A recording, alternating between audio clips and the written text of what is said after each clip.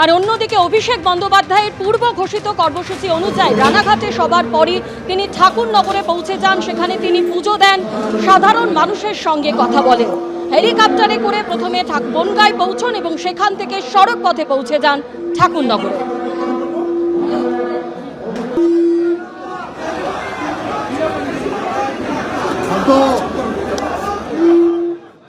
পটুয়াদের আবেগ নিয়ে যারা রাজনৈতিকভাবে ব্যবহার করে তাদেরকে বা তাদের সাথে বিশ্বাসঘাতকতা করেছে, পটুয়া ভাইদের কাছে একটা পরিচয়।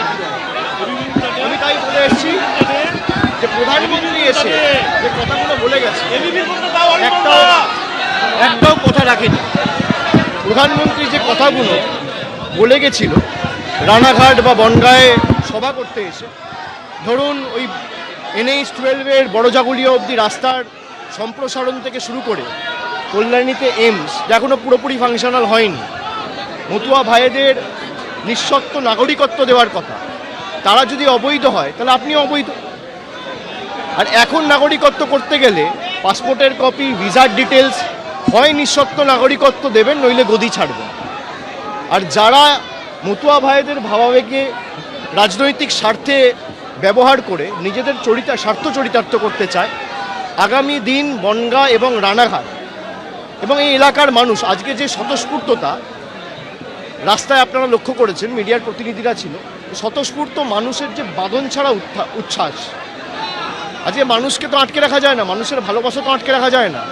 আপনি যত আটকাতে চাইবেন তৃণমূল কংগ্রেসের উপর মানুষের আস্থা ভালোবাসা তত বাড়বে। আইপ্যাকের অফিসে ইডি তল্লাশি চালানোর ঘটনা, পাল্টা কেন্দ্রীয় স্বরাষ্ট্রমন্ত্রী অমিত শাহকে আক্রমণ মমতা বন্দ্যোপাধ্যায়। বিজেপির ডাকা জগন্নাথের কাছ থেকে শুভেন্দু অধিকারীর হাত দিয়ে অমিত শাহের কাছে টাকা, কয়লার কালো টাকা শুভেন্দু অধিকারীর মাধ্যমে অমিত শাহের কাছে পৌঁছে যাচ্ছে। কয়লা পাচার মামলায় ইডির তদন্ত নিয়ে পাল্টা আক্রমণে মমতা বন্দ্যোপাধ্যায়। আমরা যদি করতে পারতাম না, অনেক কিছু করতে পারতাম। বলছে কয়লার টাকা কে খায়? অমিত শাহ খায়, হোম মিনিস্টার। কি করে খায়? গদ্দারের থ্রুতে টাকা যায়। গদ্দার অ্যাডপ্টেড সন হয়ে গেছে, গদ্দারের থ্রুতে টাকা দেয়।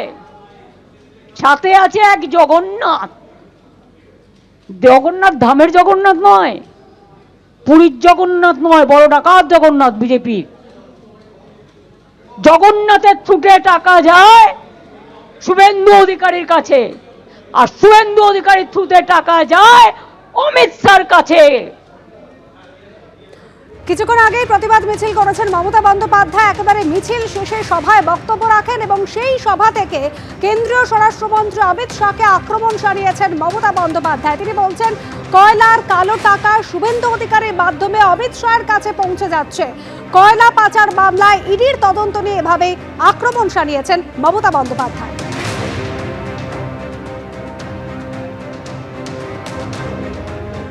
অনেক চুরি দেখলাম, বারাসাতে মরে যাওয়া লোকের মর্গে চোখ চুরি দেখলাম, আর কালকে দেখলাম ফাইল চুরি, কালকে দেখলাম ফাইল চুরি, কালকে দেখলাম ফাইল চুরি। এই আইপ্যাক হলো একটি কর্পোরেট সংস্থা। তাদের বিরুদ্ধে অভিযোগ কি 2022 সালে কয়লা কেলেঙ্কারি, লালার নেতৃত্বে, বিনয় মিশ্রর নেতৃত্বে কয়লা কেলেঙ্কারি, সেই কেলেঙ্কারির টাকা তৃণমূলের ফান্ডে ঢুকেছে সবাই জানে। হাওলার মাধ্যমে কোটি কোটি টাকা গোয়া নির্বাচনে তৃণমূল খরচ করেছে আইপ্যাকের মাধ্যমে। গতকালের আইপ্যাক কাণ্ড নিয়ে একদিকে ইডি, অন্যদিকে তৃণমূল কংগ্রেস, এই দুজনের তরফে যে মামলা দায়ের করা হয়, হাইকোর্টে আজ শুনানির দিন ছিল, কিন্তু বিশৃঙ্খলার জেরে, এজলাসে বিশৃঙ্খলার জেরে সেই শুনানি স্থগিত করে দেওয়া হয়। 14ই জানুয়ারি সেই শুনানি হবে বলে নির্দেশ দেন মাননীয় বিচারপতি। অন্যদিকে এরপরে ইডির তরফে প্রধান বিচারপতির কাছে আর্জি জানানো হয় যাতে আজই শুনানি হয়। হস্তক্ষেপ করলেন না প্রধান বিচারপতি। 14ই জানুয়ারি হবে তৃণমূল ইডির মামলার শুনানি। আমাদের প্রতিনিধি সৌভিক মজুমদার এই মুহূর্তে আমাদের সঙ্গে রয়েছেন। প্রধান বিচারপতি হস্তক্ষেপ করলেন না ইডির আবেদনে, কি জানতে পারছো সৌভিক? দেখো, প্রধান বিচারপতির তরফ থেকে জানানো হয়েছে, অর্থাৎ ভারপ্রাপ্ত প্রধান বিচারপতি তিনি জানিয়েছেন যে এই যে মামলা রয়েছে এই মামলার ক্ষেত্রে মাননীয় বিচারপতি শুভ্রা ঘোষ তিনি একটি প্রশাসনিক নির্দেশ জারি করেছেন।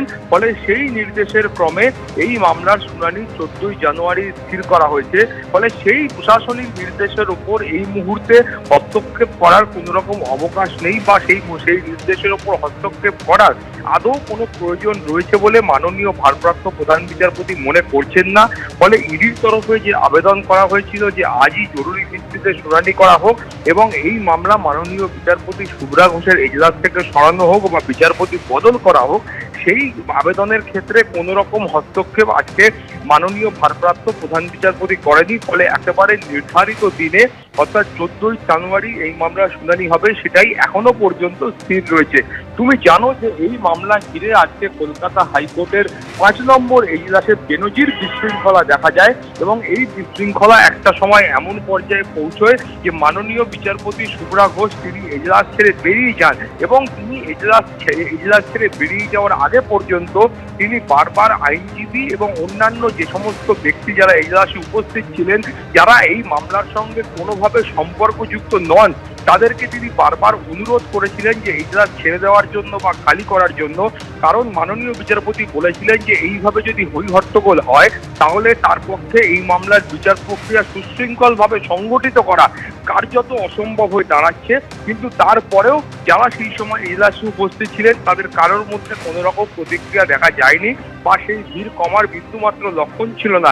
এরপরে আমরা দেখতে পেয়েছি যে বর্ষিয়ান আইনজীবী এবং তৃণমূল সাংসদ কল্যাণ বন্দ্যোপাধ্যায় যিনি এই মামলার আইনজীবী ছিলেন, তিনিও কিন্তু সেখানে যারা অন্যান্য ব্যক্তিরা উপস্থিত ছিলেন, আইনজীবীরা ছিলেন, প্রত্যেককে অনুরোধ করেন যে এজলাস খালি করার জন্য। যারা ইন্টার্ন ছিলেন তাদেরকে তিনি অনুরোধ করেন এজলাস খালি করার জন্য, কিন্তু তার কথাতেও কিন্তু কোনো কাজ হয়নি।